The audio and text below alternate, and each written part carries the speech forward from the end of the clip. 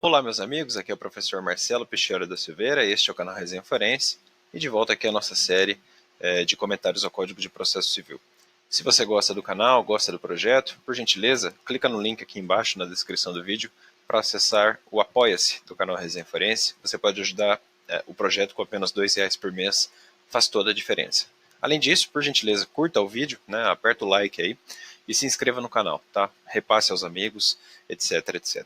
Vamos crescer juntos. Eu vou sair de cena para comentar então o CPC com vocês, certo? Então, hoje vamos falar do incidente de desconsideração da personalidade jurídica. Ok, meus amigos? Hoje a gente comenta os artigos 133 a 137 do CPC, ok? Uma parte mais tranquila, mas é um assunto bastante interessante. Eu, pelo menos, gosto bastante de estudar isso aqui, ok? Vamos lá, então. Palavras iniciais. Antes de lermos a lei e comentarmos, vamos fazer algumas palavras iniciais que são didáticas e têm ajudado bastante os alunos aqui. Tá? Palavras iniciais. O incidente de desconsideração da personalidade jurídica, o incidente de desconsideração da personalidade jurídica foi concebido para resolver um problema prático. Certo? Então, o incidente de desconsideração da personalidade jurídica foi concebido para resolver um problema prático. Como assim, Marcelo? Que história é essa? Por que existe esse mecanismo no Código de Processo Civil a respeito da desconsideração da personalidade jurídica? Vejam, em termos de direito material, então, no direito material, o assunto da desconsideração da personalidade jurídica já era bastante conhecido e debatido em nossa doutrina. Então, em termos de direito material, o assunto da desconsideração da personalidade jurídica já era bastante conhecido e debatido em nossa doutrina. Aliás, na Alemanha, teve destaque a doutrina de Rolf Serig. Na Alemanha, teve destaque a doutrina de Rolf Serig. E não só na Alemanha, ó. Na Itália, o destaque esteve com Francesco Ferrara. Na Itália, o destaque esteve com Francesco Ferrara, além de outros autores, com Francesco Ferrara, com Piero Verrueoli e com Piero Verrueoli e com Nicola Di Stasso. Na Itália, o destaque esteve então com Ferrara, com o Piero Verrueoli e com o Nicola Di Stasso. Não só. Na Argentina, é frequente o lembrete dos trabalhos do advogado Carlos Malagarriga. Isso na Argentina. Na França, teve importância o nome de Jean Foyer. Não sei se pronuncia assim Foyer ou Foyer. Eu realmente não sei falar francês, então é apenas uma sugestão. Se alguém souber, me corrija aí nos comentários, não tem problema nenhum não. Na Suíça,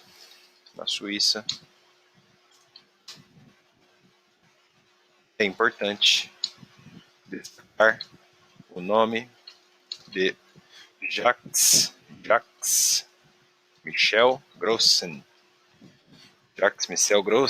Na Suíça. Certo? Esses são os autores mais lembrados na doutrina estrangeira, para dar alguns exemplos. Né? Então, na Alemanha, Rolf Serk; na Itália, Francesco Ferrara, Piero Veroroli, Nicola Di Stasso. Na Argentina, o pessoal lembra muito de um advogado que trabalhou o assunto, Carlos Malagarriga. Na França, Jean Foyer, acho que é Foyer que se pronuncia, né, no francês. Na Suíça, temos aí o papel de Grossen, dentre outros autores, tá, pessoal? Aqui é apenas uma menção até ligeira de alguns nomes importantes, tá? E no Brasil? No Brasil,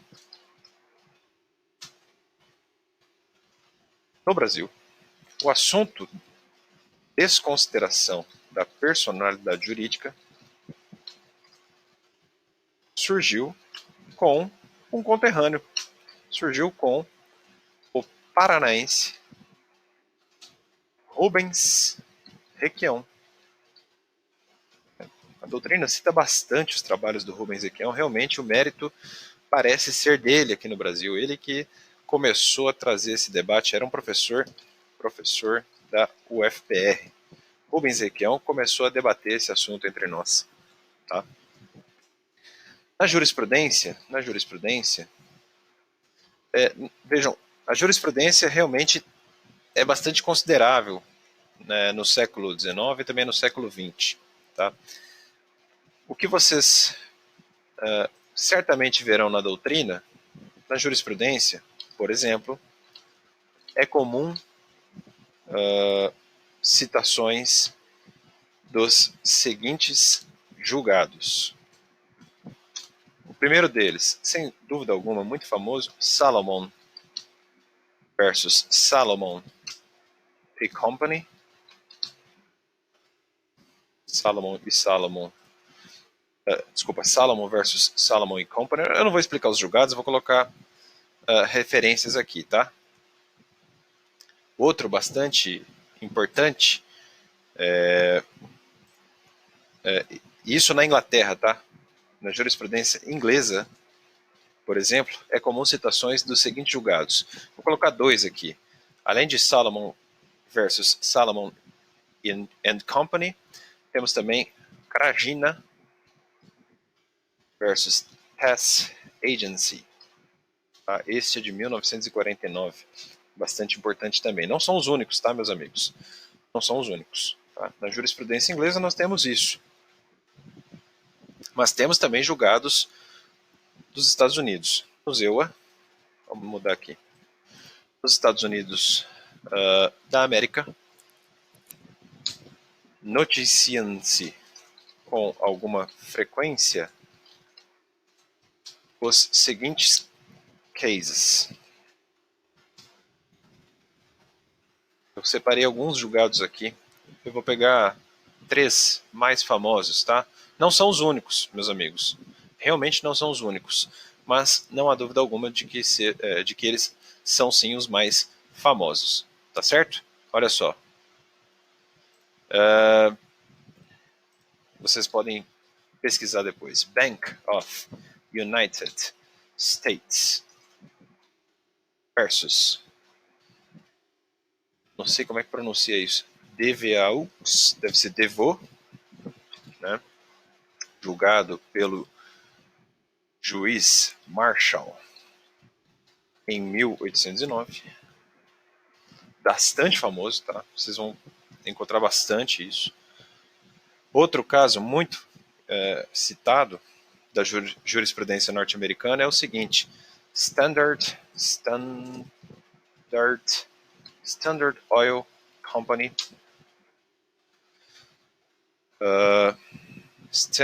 o caso Standard Oil Company, onde o tribunal norte-americano entendeu que um acordo celebrado por acionistas de sociedades petrolíferas, para monopolizar determinado setor, era na verdade um acordo de sociedades e contrário à ordem pública, como diz João Batista Lopes, que tem um texto interessantíssimo sobre isso. Vou colocar assim, ó, o caso Standard Oil Company Eu falei que citaria 3, deixa eu pegar mais um aqui. Aqui, ó, mais um. First National Bank of Chicago. First National Bank of Chicago versus... Opa, Chicago, não sei, né? Versus F.C. Trebine. Na verdade é Trebnine. Esse caso também é bastante citado na doutrina especializada. O First National Bank of Chicago versus F.C. Trebnine. Ok, esses são apenas alguns exemplos. Vocês encontram muitos outros na doutrina, eu dei apenas alguns. Tá? Então, o que eu quero mostrar aqui é que este assunto, deixa eu me recolocar aqui na tela.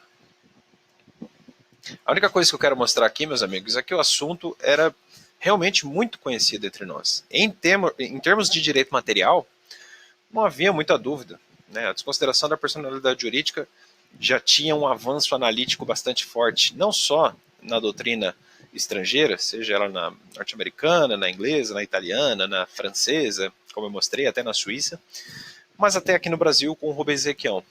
E os civilistas abraçaram a ideia, e a nossa legislação também. O Código de Defesa do Consumidor de 1990 já tratou do assunto, o Código Civil de 2002 tratou do tema no artigo 50, etc, etc. Então, em termos de direito material, era a desconsideração da personalidade jurídica realmente algo já solidificado entre nós. Mas havia um problema, e este problema era de ordem processual. Vejam, meus amigos, a Constituição da República assegura a garantia do processo. Né? Basicamente, para que os seus bens sejam atingidos pela via executiva, é necessário respeitar o contraditório, a ampla defesa, o devido processo legal e assim por diante. O problema prático aqui era o seguinte: o juiz desconsiderava, muitos juízes desconsideravam a personalidade jurídica e migravam, atacavam o patrimônio dos sócios envolvidos, muitas vezes sem que eles pudessem se defender. E às vezes sem o preenchimento dos pressupostos autorizadores da própria desconsideração. Não é porque o juiz desconsiderou a personalidade jurídica que ele esteja correto. Claro que o juiz atua de boa fé e ele tem suas convicções, mas às vezes o juiz se equivoca, por que não? Somos seres humanos. Então, por isso é necessário assegurar ao sócio envolvido, a quem terá o seu patrimônio atacado, o direito simplório, a garantia simplória, entre aspas, evidentemente, da ampla defesa, do contraditório, do devido processo legal. É a chance de se defender. É para isso que surge o incidente da desconsideração da personalidade jurídica. Não vamos estudar o assunto no direito material aqui hoje. Tá? Eu sei que eu fiz essas considerações iniciais apenas para mostrar que realmente já é algo muito batido entre nós. Suponho até que você já tenha estudado o assunto quando tenha enfrentado o direito civil na graduação, etc, etc. Só um lembrete, só um único lembrete. A desconsideração da personalidade jurídica é um fato jurídico que retira a eficácia temporariamente da personalidade jurídica da pessoa jurídica, permitindo então a invasão patrimonial, digamos assim, aos sócios da sociedade empresarial ou da sociedade simples, não importa. É claro que quando a gente costuma falar em desconsideração para atacar os sócios, mas nada impede uma desconsideração sobre uma associação, por exemplo. E aí a nomenclatura correta seria associados ou presidentes da associação, por que não? Fundação também, né? E assim por diante. O mais comum realmente é a desconsideração de sociedades. Nada impede, repito, a desconsideração da associação, da fundação, até da Eireli ou Ureli, chame como quiser. Tá? Eu vou sair de cena e aí eu vou ler o código com vocês, já superadas essas premissas iniciais. Tá bom? Meus amigos, então, voltando ao caderno, vou colocar uma observação aqui. Então, observação. Vou colocar aqui, observação 1. Tudo o que dito acima é um apertadíssimo resumo do curso completo de Direito Civil do canal Resenha Forense. Para quem se interessar, www.resenhaforense.com. E lá a gente aprofunda mesmo. Opa, pera lá, resenhaforense.com. Deixa eu deixar o link, pronto. Então tudo que eu falei aqui, ó, isso aqui não é nada, tá? Eu acho que eu gastei umas 50 folhas lá no curso de Direito Civil para tratar das pessoas jurídicas. E eu falo bastante disso. Isso aqui não é nada. Isso aqui não é nada. Eu aprofundo bastante. Os alunos que são do curso sabem disso. Tá? Então, se você se interessa, quer aprofundar em direito material, acesse resenhaforense.com e tenta entrar na nossa turma lá de Direito Civil. Tá? Isso na segunda turma agora. Ok? Observação 2. Ver o que foi dito no primeiro vídeo desta série de comentários ao CPC. Sobretudo, o que foi ensinado quando da análise do artigo 10. Tá bom? Já falei um pouco disso ainda no primeiro vídeo aqui do CPC comentado no Resenha Forense, tá bom? Então, aqui palavras iniciais mesmo. A ideia do incidente de desconsideração da personalidade jurídica é exatamente a de resolver um problema prático, qual seja o de assegurar o direito ao contraditório, à ampla defesa, enfim, assegurar as garantias processuais daqueles que eventualmente lidarão com uma tutela executiva, enfim, com uma tutela que invada o patrimônio do sujeito, ok? Vamos ler o código, então? Acho que essas premissas iniciais ajudam. Quando a gente entende as premissas, a gente compreende por que este instituto aqui foi criado. Ele veio para resolver esse problema prático, para evitar que o juiz, na canetada, invada o patrimônio do sócio sem que ele possa se defender. É exatamente isso, meus amigos. Sem perfumaria, é exatamente isso. Resolver este problema prático, tá? Vamos lá. Artigo 133. O incidente de desconsideração da personalidade jurídica será instaurado a pedido. Será instaurado a pedido da parte ou do Ministério Público quando lhe couber intervir no processo. Então, daqui a gente já pode compreender o seguinte: aparentemente, você quer impedir a desconsideração oficiosa. Desconsideração oficiosa. Ao juiz não cabe, vou colocar melhor assim, ó, de fato, de fato, ao juiz não cabe assumir posição de parte. Juiz não é parte. Juiz é juiz. Parece bobo falar, mas é importante a gente lembrar, juiz é juiz, juiz não é parte. Vejam, desconsiderar a personalidade jurídica impõe transferir a tutela executiva contra alguém. Se o juiz procedesse assim de ofício, ele estaria assumindo a posição de parte. Ele se arvoraria na posição de parte, de advogado, etc.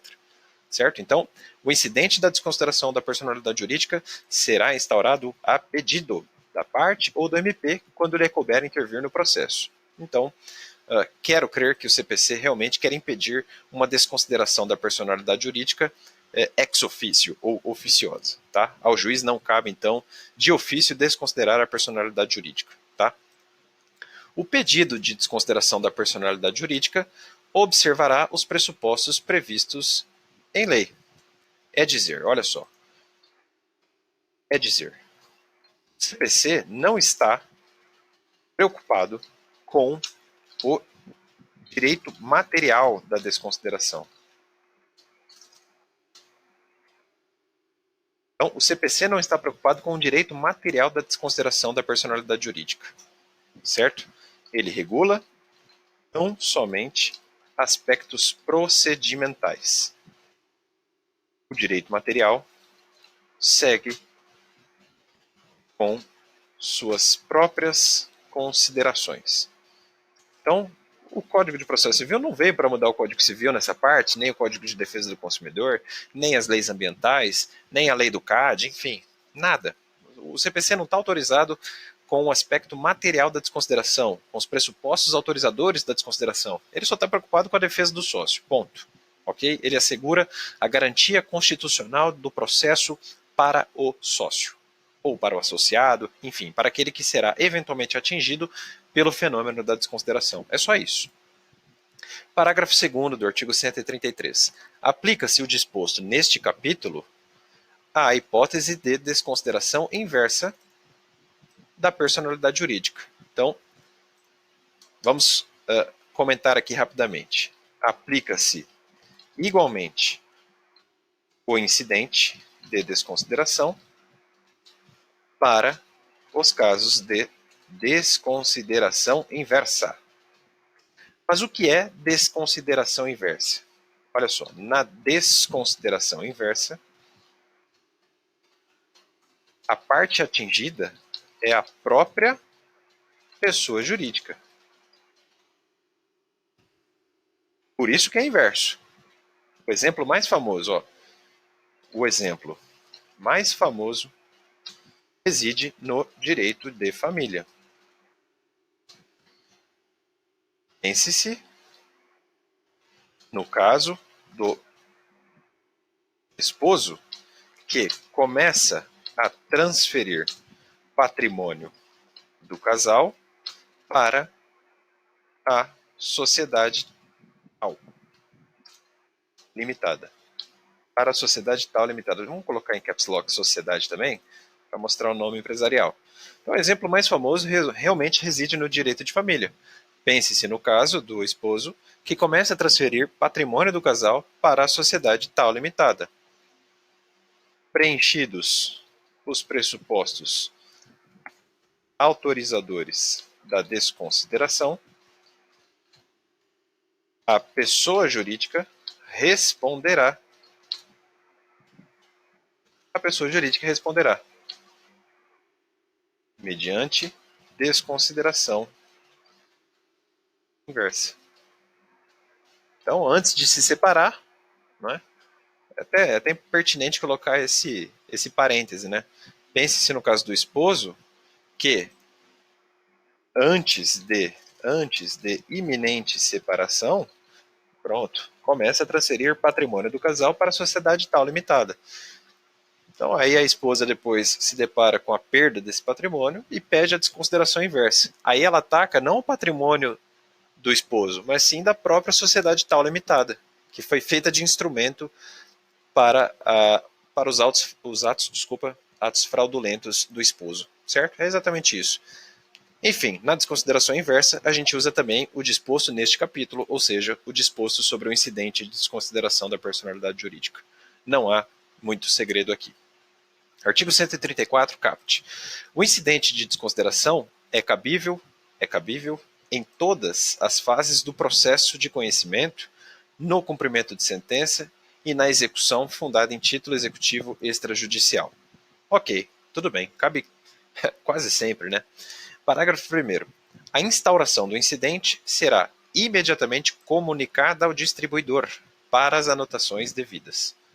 Certo? Então, o sujeito leva a petição e o distribuidor recebe uma comunicação para as anotações devidas a respeito da instauração do incidente. Dispensa-se a instauração do incidente. Parágrafo 2º. Dispensa-se a instauração do incidente se a desconsideração da personalidade jurídica for requerida na petição inicial, hipótese em que será citado o sócio ou a pessoa jurídica. Hipótese em que será citado o sócio ou a pessoa jurídica. Vamos comentar rapidamente aqui. Ora, a ideia